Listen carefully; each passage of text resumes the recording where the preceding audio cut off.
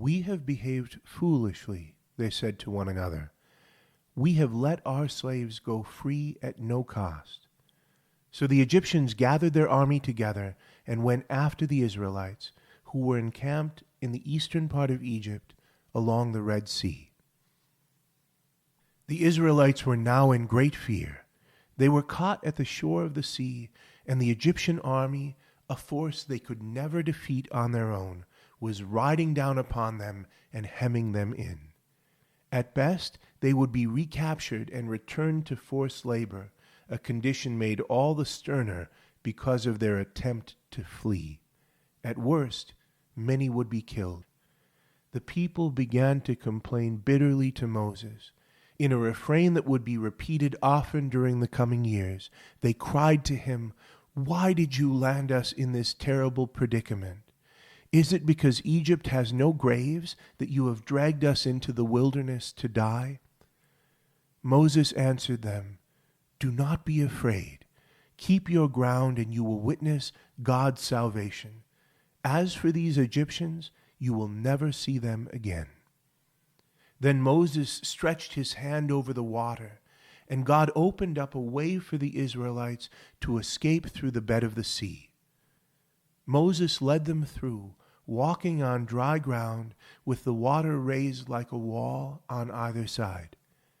The Egyptian chariot force came charging in after them. Once the Israelites had gained the other side, Moses again stretched his hand over the sea, and the waters returned, drowning the whole of Pharaoh's army. The same Egyptians who had tried to destroy the Israelites by drowning their sons in the Nile were now destroyed themselves by being drowned in the sea. And in a birth-like process, Israel was brought through a difficult passage out of water and found itself born as a people. Freed now from slavery and miraculously victorious over their enemies, the Israelites were led by God in stages through the wilderness to Mount Sinai, the same mountain where God had first spoken to Moses in the burning bush. What followed was an event of overwhelming importance, a decisive step in God's plan to renew humanity. God determined to make a covenant with this people, a special pact, a pledge of mutual fidelity. They would be his people, his own special possession, and they would live in accordance with the way he would teach them. God wished to dwell with humanity once again, to set up a colony of heaven in the midst of the rebellious territory now controlled by his enemy. The Israelites were to be that heavenly colony, the people among whom he would dwell and through whom he would continue to unfold his plan for regaining the human race. The day of sealing the covenant between God and the Israelites was one of high drama. Lightning and thunder enveloped Mount Sinai, and a thick cloud covered its heights. The mountain was convulsed by an earthquake, and smoke went billowing up from its peak. At the same time, as if out of nowhere, a trumpet was heard, blasting its echoes louder and louder off the mountain's rock. Heaven and earth were being joined together in a unique moment of communion, and the divine presence convulsed the natural world. God had told the Israelites to keep back from the mountain lest they die, but they hardly needed the command. They were filled with awe and fear at the spectacle, and they drew away of their own accord. "You speak to God for us," they said to Moses. "We dare not come near." So Moses went up the mountain into the mysterious cloud, hidden from the eyes of the Israelites, and there he stayed for 40 days and nights, eating and drinking nothing. There, high on the mountain, God spoke to Moses as if face to face, and revealed to him the glory of his goodness. Moses was so transformed by the experience that when he later came down from the mountain, his face glowed with a bright supernatural light, such that he needed to wear a veil to keep the Israelites from being frightened. God spoke to Moses on the mountain, concerning the way his people were to behave if he were to live among them. They would need to become holy, as God himself was holy. God gave Moses a law encapsulated in the 10 Commandments. When Moses later told the Israelites all that God had commanded, the people were united in their readiness to enter the covenant. "We will do everything God has said," they promised. Moses sealed the covenant with God by offering sacrifices and sprinkling the Israelites with sacrificial blood. As he did so, he said to them, "This is the blood of the covenant that the Lord has made with you."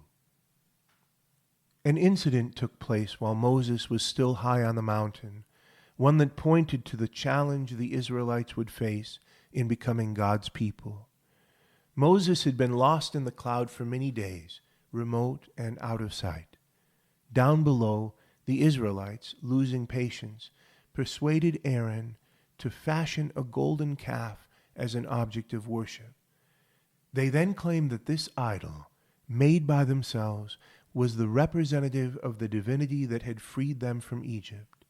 They worshipped the false god and then fell into the wild feasting and orgiastic behavior so common among the religions of the time. They wanted a God whom they could see and control, one who better suited their expectations and their fallen natures. Moses was warned by God about what was happening, and coming down from the mountain, he called upon the tribe of Levi to go among the people and stop the idolatrous frenzy by force. He then destroyed the idol, chastising the Israelites for their readiness to so quickly abandon their covenant with the God who had saved them. It was a sign of things to come. God spoke further to Moses on the mountain concerning the building of a tabernacle, a place of his special dwelling on earth. He showed Moses a pattern for its construction, one that replicated the harmonies of heaven. The tabernacle was to have an altar for sacrifice, and within it was to be placed the Ark of the Covenant, a sacred repository where the tablets of the law would be kept.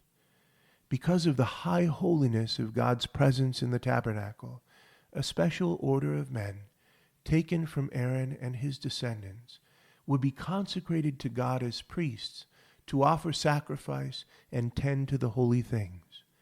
God promised that he would meet the people of Israel in the tabernacle, to live among them, to make them holy, and to forgive their sins.